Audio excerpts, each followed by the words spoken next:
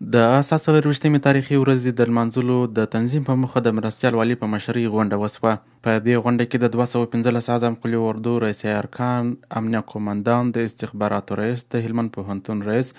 د پوهنې رئیس، د حج او اوقافو رئیس، د لښکرګاه ښاروال، د اقوامو او قبایلو رئیس، د اطلاعات او کلتور رئیس، د راډیو او ټلویزیون امیر او د ورزش امیر ګډون کړی و. غونډه د قرآن عظیم الشان د څو مبارکو آیتونو په تلاوت کولو سره پیل شوه. ورپسې د هلمند ولایت مرستیال والي د غونډې د اجنډا او موخو په اړه مقدماتي خبرې وکړې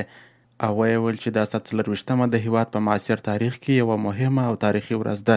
له همدې امله اړینه ده چې د دې ورځې د لمانځلو مراسم په منظم،